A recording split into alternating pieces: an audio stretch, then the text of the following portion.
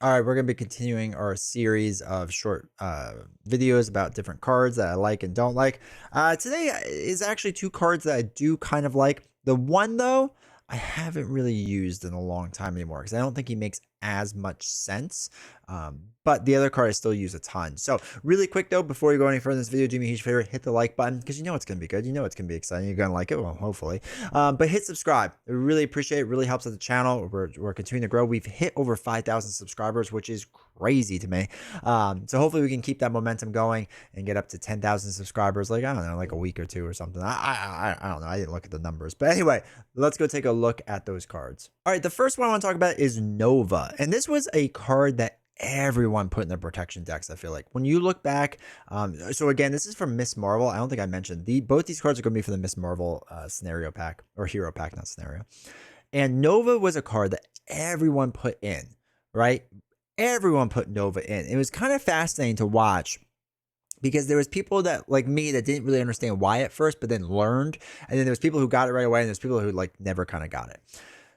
Back in the day, and when I say back in the day, I mean it just means older villains and scenarios. So like obviously if you play those scenarios, this card still works really well in my opinion. But 4-cost ally, crazy expensive, right? 1, 2, 3 stat line, not a great stat line. But when an enemy initiates an attack against you, spend an energy resource to deal 2 damage to that enemy. What's crazy about this and how it works, and for people that don't know, right? If you're playing like Claw and you have a bunch of weapons runners out there, and I realized I should have put weapons runner up first, so now it's up. But let's say you have weapons runner out there, right? Like 3 of them in a row. I don't know. And because it's an interrupt, when an enemy initiates attack against you, you're interrupting that attack, right? So before he can do the 1 damage, you can spend an energy resource to deal 2 damage and knock them out. So you would knock them out before they actually did anything. And because it's not an exhaust or anything like that, you could keep doing this thing as long as you have the resources to pay for it, which is crazy, right? It's kind of a really cool system that if you just kept doing, if you had a bunch of minions out there, like Nova could get rid of them. And this works too for the villain as well, because it's just an enemy, and obviously the villain is an enemy too. Now, if they survive it, they would just, still attack you. But it's still like an interesting way to spend a resource to deal 2 damage. Now, is it an efficient use of a resource? Not really, right? You still want to get over 2 damage per resource spent. But with that being said, if it stops the activation of an ally, it's pretty darn good, right? That's pretty darn solid. So it is a card where I feel like early on, because not everyone understood what enemy initiates an attack. Like, were they like, well, is that after they attack or is that before they attack? Well, because the interrupt, it's interrupting the attack, right? It's beforehand. So this is still a good card, right? I think to this day. There are a lot of minions now that have like 3, 4, 5 life, and this card becomes a little less valuable in that sense, but can still make sense.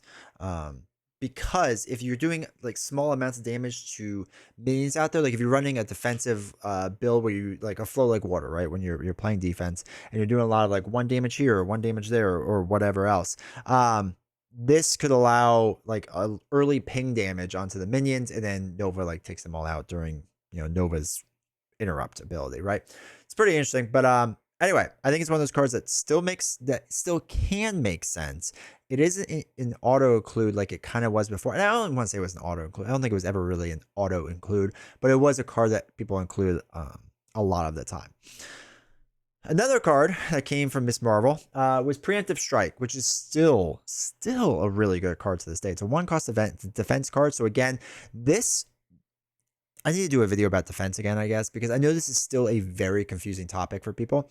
If you do not exhaust and you play this card, this now makes you a defender, right? Just FYI, know that because it's a defense card. So even if you don't exhaust, you will become a defender using this card. But when a boost card is turned face up while the villain attacks, cancel all boost icons on the card, then deal 1 damage to the villain for each boost icon canceled this way.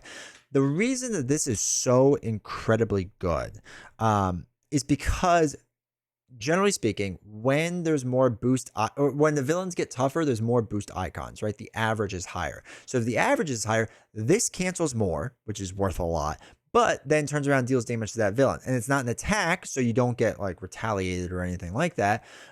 So it allows you to not only cancels icons, so you're not getting hit for the full amount, but deal the damage back and it scales essentially, right? You're scaling up because the more icons, the more damage. Like there's what is it?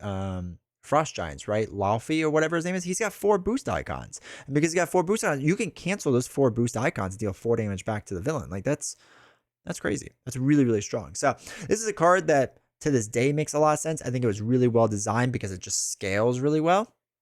Obviously, you have to be in the right situation where you can use this card and whatnot. Because if you don't have it in hand and you get the bad boost card, like that stinks. But I love this card. It's still a card I use a lot to this day, especially if I'm doing like a perfect defense or something like that, where I know I can defend everything that's on the board, but I don't know what the boost icon is, so I might not be able to defend it. Well, now the boost icons don't matter because you're not going to get hit with the attack if you had the perfect defense on the board against the base attack, right? So anyway, really love this card. Really solid. Same with Nova.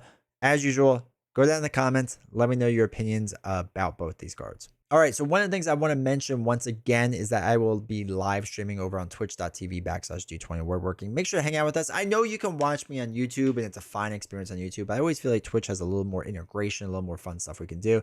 And if you ever were curious about the live stream experience, you can just hang out and just watch in the background. You don't have to type or anything like that, but you'll probably want to because the community is absolutely fantastic there. It's a lot of fun. It's really, really cool. Again, Friday nights, we're kind of doing PvP stuff against my wife, novels. And then Sunday is Marvel Champions night. And then Tuesday is kind of a flex night where we're doing different things randomly. So I would love to see you all there. Love for you all to hang out. And I will see you all next time.